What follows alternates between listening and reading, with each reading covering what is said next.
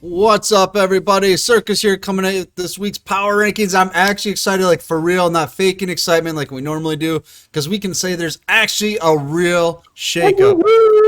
Actually, Yeah.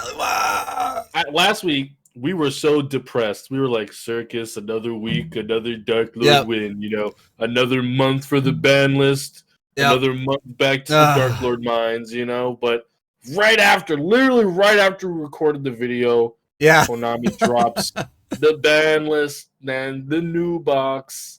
Yeah, so we have a lot of data this week because, like Kamel said, it dropped right after, and it was like basically the start of the new power rankings week. So it was like perfect. Right, so basically the whole week is new ban list. The end of the week, of course, having the new box stuff in it. Mm-hmm. So let's see how decks fared in the new format. All right, so if you don't know what we're doing here, each week we track tournaments in the community, and we see how the decks do in those tournaments, and we see how they finish, and then we assign them points based on how they finish, right? So if a deck gets a first place finish, it gets 6 points. Second place, 4 points. Top 4, 2 points, and a top 8 is a single point. That's right, Circus. And to keep the power rankings consistent, all of the tournaments that we track have to have the same format, that being rounds of Swiss into a top cut, and the deck format being one deck with a 7-card side where you can side in skills into your main deck. And the tournaments that met that criteria this week were the Battle Phase series, as well as the GG Tour daily affiliated showdown, the Meta series, Dark World Legacy, and the Yami Cup. Shout out to our boy Yami Trapped. He's been doing great streaming lately. Glad to see him on the power rankings. Yep, so 11 tournaments, so lots and lots of data. So that's pretty exciting. That's great. Exactly what we want for a new format. But you know what? Honestly, there's only a top 3 again, so let's check it out.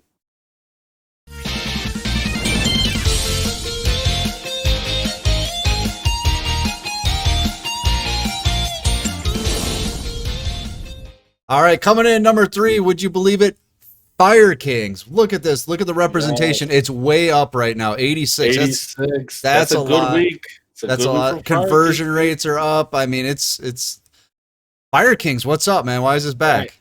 Well, Fire Kings, as you may know, are a deck that already had a really good Blue Eyes matchup before their nerf. Now, Blue Eyes losing their quick and almost immediate access to alternative eyes, White Dragon, and their almost instant synchro potential, along with spamming out Blue Eyes. All that is just less likely to happen now, making it even easier for Fire Kings to just be able to maintain their resources on the field, cycle them more effectively, and without being interrupted. Blue Eyes is a deck that cannot deal with Fire Kings' cycle of, things destroying themselves, going grave, coming back, destroying everything else.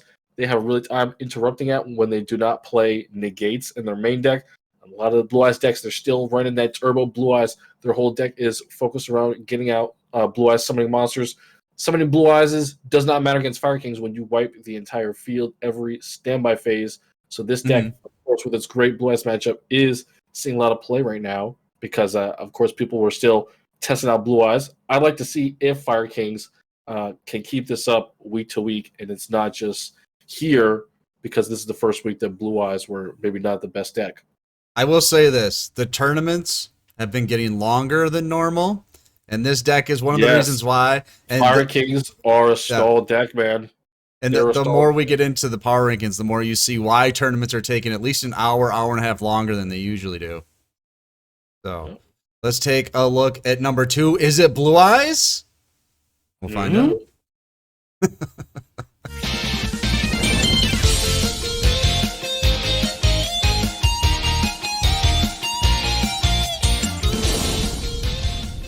All right, number 2 is not Blue Eyes, but wait till you get into number 2 and number 1 here. Look at these finishes. There's basically 2 decks that are just getting all the tops. This one's got 17 top 8 finishes, but only 1 tournament victory. Look at all those second places, Kamel. 6 of them. Yeah, so 6 of them. Harpies is the new Blue Eyes, man. Look at this, 248 representation. That's almost double their representation last week. Of course, this is a way better week 11 tournament, so no surprise.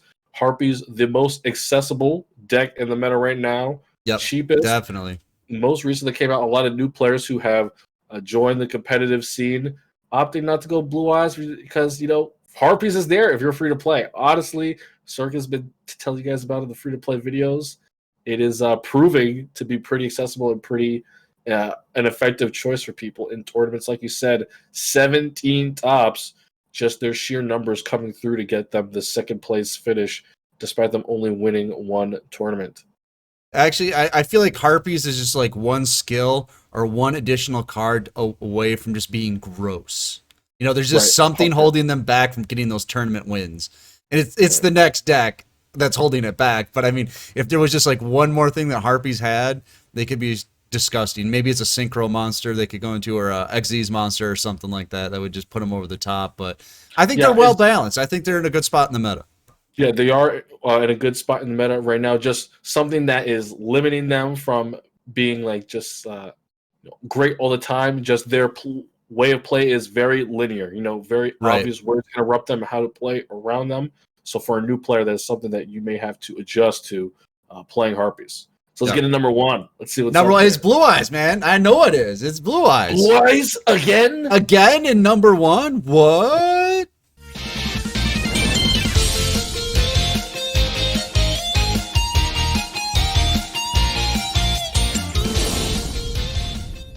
And coming in at number one is Blue Eyes. No, I'm just kidding. I love that all it took was basically a change to like, what, 2 cards in the Blue Eyes deck, and everybody just dropped it at the side of the road. And look who's back. Look who's back. The water deck. But it's not... Water deck, baby. But it's not because of Blue Eyes getting nerfed, right? We're seeing water deck because Star Lords are longer a deck. Water deck, you guys may remember. Couple months ago, we were saying water deck best deck. What happened? Star Lords became a thing. The water deck could not play around, double negate, rip a card out of your hand. Dark Lords, negating your effects every turn, resummoning themselves. Now that's no longer a thing.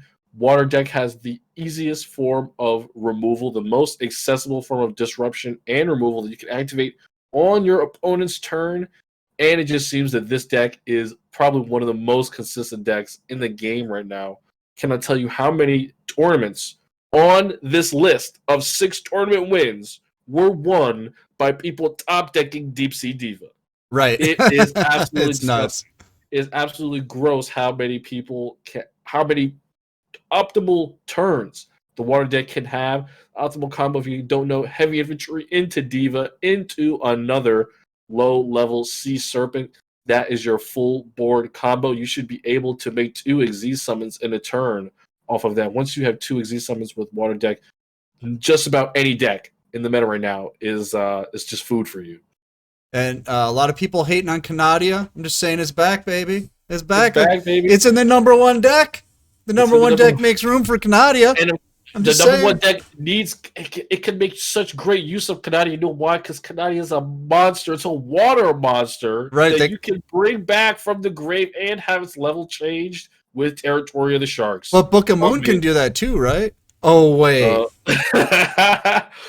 Psych, brother. Book of Moon is a $300 card that does not summon itself back from the grave. No. It's just funny because people always talk about Canadia is just going to get power crept by Book of Moon. It's like, hey, if there's a deck that uses water and it's the number one deck in the meta right now, it's going to be in that deck. And this deck is why tournaments are going slower too. Look at there's a lot of back row to play through every game, yes, right? Now, really quickly, you may be saying, water deck, best deck, then how do we beat it?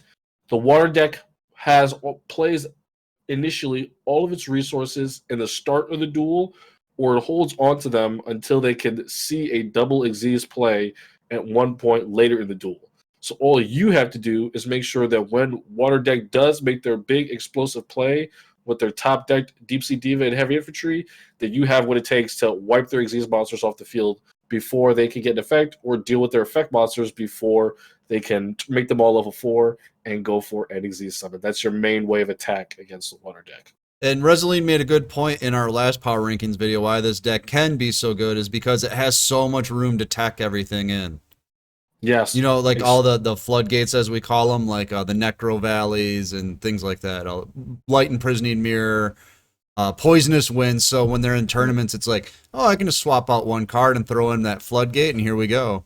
It's a very good point. The water deck is very flexible and it's very good at, generating card advantage off of a single card. A lot of these cards, they can protect you or your entire field for a turn or just let you survive until you can, have 2 water monsters. That's it.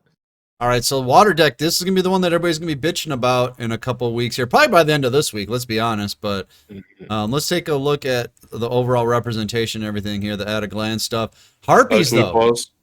I gotta change my headphone battery. It's about to die. So water deck, I think, is going to be that deck that everybody's going to be bitching about in a week here. Probably as soon as this video comes out, everybody's going to be like, water deck, water deck. When are they going to nerf it? But I don't know. It's nice to see something else on top. But let's take a look at the at glance stuff. Overall representation this week. Harpies number 1. I think it's the accessible deck, right? Yes. Accessible deck wins. People are confident in it, and it just did not get nerfed this week. But Blue Eyes, man, ouch. People were still trying. They were still trying, man. We're going to have to see on the full Power Rankings breakdown where they landed, but still have that huge representation. They're having a hard time getting out of the top 16 in most tournaments. Yeah. All right. Top 8 conversion rates this week goes to water deck. Very high conversion rate. 12%. That's really good for as much representation then as it got. Top 8 finishes, though, water deck, and then Harpies. Then you can see everything else isn't even close. Yeah, I want to say this is very indicative of just matchups, right? Blue Eyes, all of the top 3 decks, Blue Eyes does not have great matchups against those decks anymore. Blue Eyes is honestly 50-50 or 60-40 at best with all of those decks. They do not have favorable matchups. Definitely not good against Fire King, not good against Water Xyz, and even Harpies is questionable at best. All right, the overall scores this week, check this out. A lot of people are going to be like, look at Heroes, whoa, whoa, look at you, Sanders, whoa, whoa. But it's because we're in a meta that's in flux and people aren't teching for things. There's the first week. Little cracks and crevices that the rogue decks can run into and try to score some points. First week of the new format, I do believe we saw Heroes as a runner-up at a tournament. Yeah, and don't expect to see that ever again. Wasn't one of the tournaments 6 Sams versus Heroes or something like that in the finals? The GP Tour tournament was 6 Sams. Yeah, it was something weird like that. So, but yeah, I mean, let's be honest. There's 3 decks, and then there's everybody else. Yeah, there's 3 decks right now: Water, Harpies, and Fire Kings. And I honestly do not see that changing for the foreseeable future. Honestly, I think this week was pretty good about showing us, what the new meta is going to be after the format. The new box came. Had no impact on the list. No impact at all. Not even in the tournaments that came after it. So, yeah. Yeah. All right. And then this is what everybody wants to see, right? The Oh! DLE tier list. I mean, what else is it going to be? When you look at the scores, let's look at the scores again. I mean, look how much they're actually spread out here. There's 20-point differences between the top 3 decks. I mean, so how else would you put it? I mean, to me, that's just the way it has to be. Can't any other way. Yeah. So there you go. 3 decks, 3 tiers. There you go. Plain and simple. 3 different decks. It's good to see. Just not Blue Eyes and Star Lords. Yep. That's all there is to it. So let's see how long Water Deck can keep up its supremacy. Harpies definitely with its massive representation.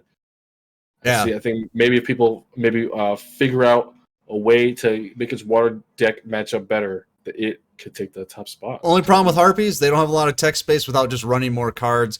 And we saw, I'm not going to name anybody, was running a 28 card Harpy deck today, and it wasn't going well. It didn't go well. It was not going well, especially the mirror match. Yeah, so I think Harpy's got to keep it, small and tight, their list, and I don't think they have a lot of room to tech. Not like the water deck does. So, all right, let us know what you guys think of the meta in the comments below. Are you going to start bitching about the water deck right now, or are you going to give it a week and then start bitching about it? Dude, people love this bitch about the water. It's so easy. It's like, oh, Necro Valley Diva. Oh, yeah. Yeah. All right, we're going to get out of here, but you should get in our Discord because it's free. The terms are free. The new player help is free. I'm Circus. That's Kamel. Peace and out, we'll guys. see you next week.